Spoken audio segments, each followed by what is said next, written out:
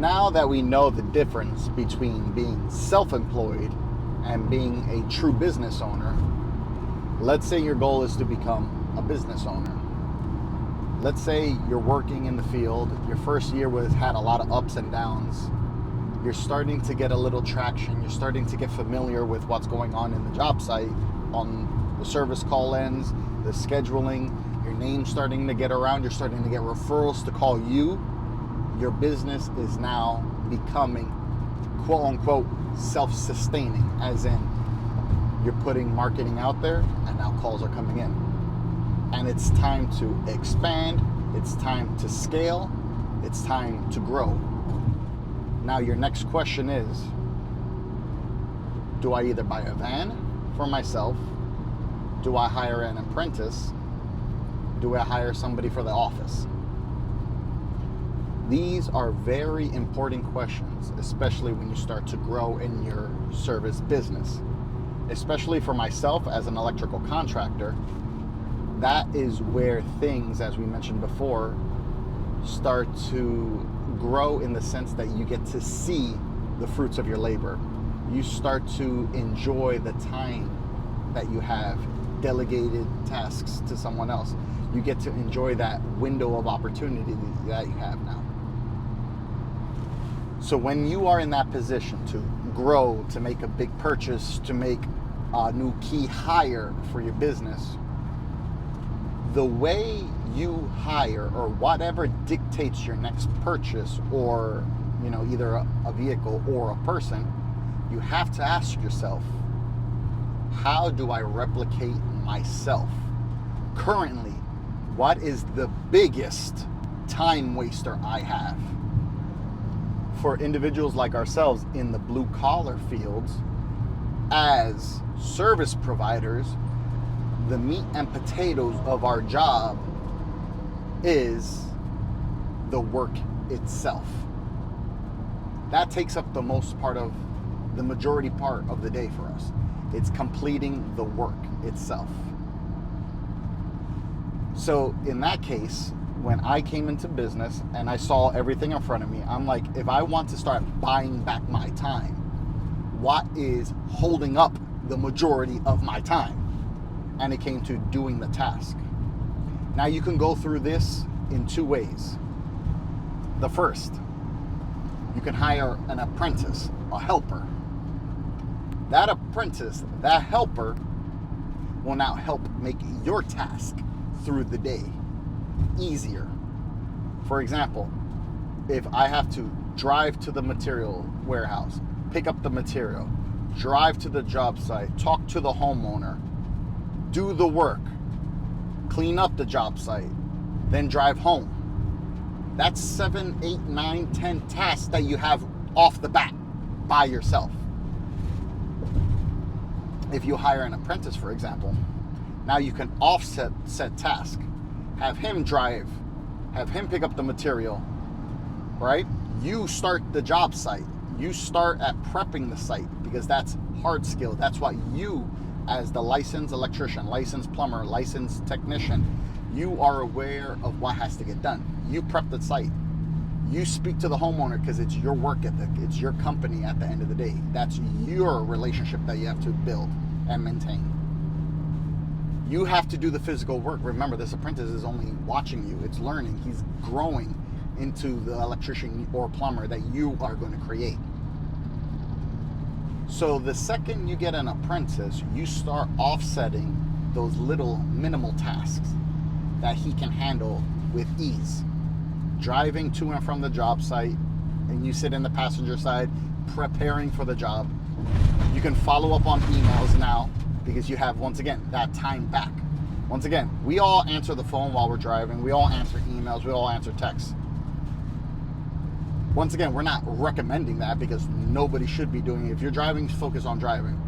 But the thing is, we all are multitasking. We're always on the phone. We got Bluetooth now. We have different things that are going to help us. When we start doing things and delegating the other responsibilities to others, our attention is more clear. Our actions are more concise. And we're actually putting more effort into what we're touching. So yes, you can drive and text, but what happens? That's how you end up in an accident, because you weren't giving 100% to the road. Almost like what I'm doing now, talking to a phone. But once again, we don't recommend that. But now let's say you're in the passenger vehicle, your apprentice is driving to the job site. Now that gives you that mental hour where you just had to focus on driving.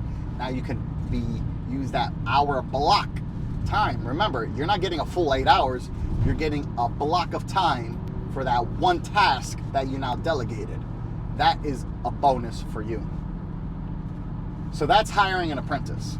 You're trusting him to learn from you, but you're going to offset those minimal tasks to him. Driving to the job site, go picking up a material order that you already placed. Don't send the new guy to order material, because next thing you know, they're going to ask you to get the wire stretcher. And we all know what's going to happen there. Give him the minimal task. Have him unload the tools onto the job site while you prep the site. Have him clean everything up. Show him how to vacuum. Show him how the good work ethic is. You communicate with the homeowner. You get the job done. Boom, boom, boom. Now your 8, 9, 10 hour day is broken down into half, because you delegated the little task to him. That's option number 1, hiring an apprentice. A lot of people go to an apprentice rather than hiring a journeyman, because the apprentice, one, it's cheaper. You are just starting to get some business through the door. You don't have the capital to hire a journeyman right off the bat. Let's say, devil's advocate, you do. Now you have the capital to hire a journey person. With that journey person, of course, you want to make sure their training is up to par. They have every tool that they need to get the job done, as well as you want to verify that they have the knowledge and credentials to do the job responsibly. If they do have all those things, you can now offset the other half of the work, the meat and potatoes, the physical work itself. You can train him, and then you can have him do it to your standards, your work ethic. You still maintain the relationship with the customers, and then you handle all the other things for him. Because remember, you don't want to just delegate everything to him, because he's going to say, forget you, I'm a licensed guy, I can do this on my own. You have to look to delegate, but at the same time, you have to read the room.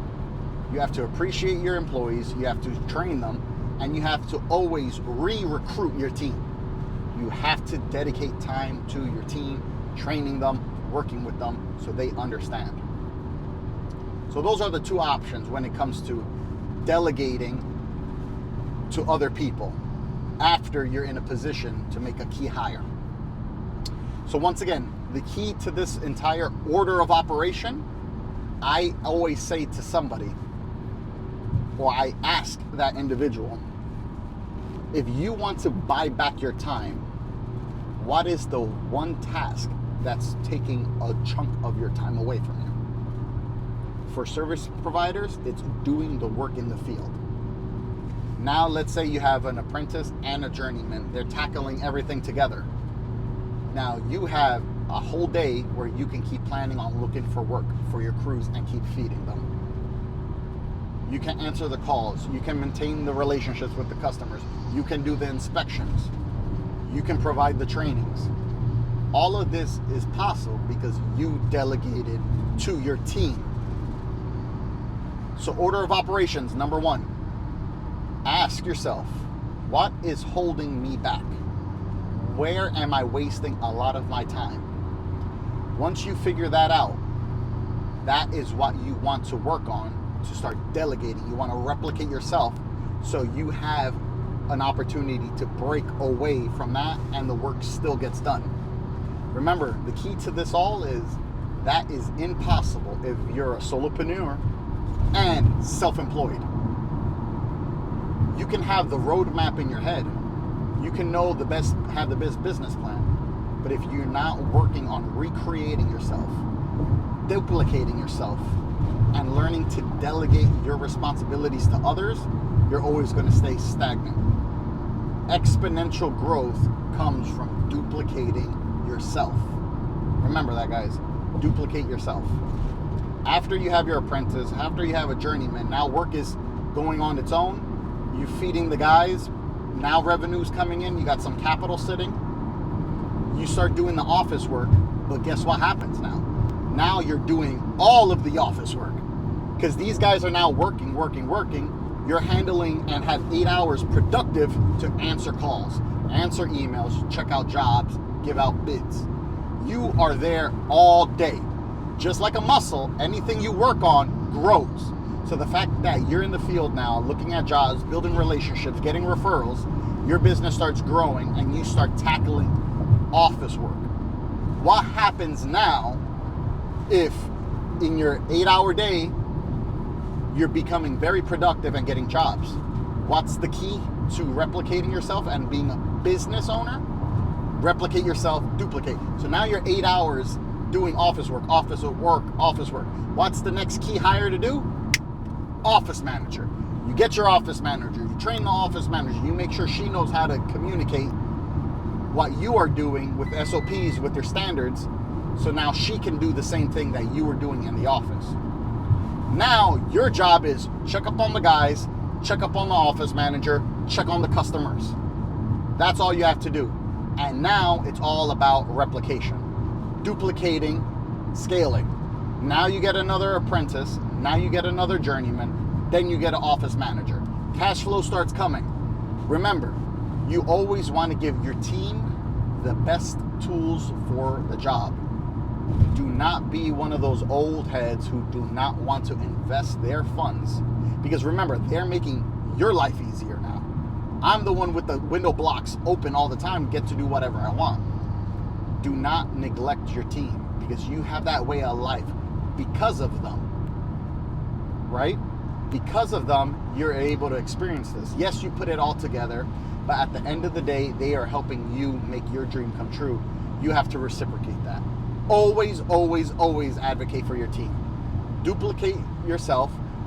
Spoil those guys. Give them the tools they need. If they need a new vehicle, you get the new vehicle. If they need office manager, needs Google phone, their own cell phone, iPads, CRMs to make their job easier, you facilitate it. Just because you have that hour block now open, that doesn't mean, they do it, leave me alone. Always focus on your team. Learn to duplicate yourself. Always ask yourself, what is holding me up? Once you figure out what's holding you up, now that is the task that you have to duplicate yourself in. Once you do that, you start to grow. You're free. You're buying back your time. You're free to do things that you want to do, either second ventures, third ventures, dedicated to the gym, dedicated to the family. Now you are differentiating yourself between yourself and every other person who calls themselves a business owner. In reality, they are just self-employed. You are now building a team. You are now building a systemized company that can now live without you. If you found this interesting, check out our other video. If you don't know what the difference between self-employed and as a business owner is, check out our previous video. Hope you guys like it.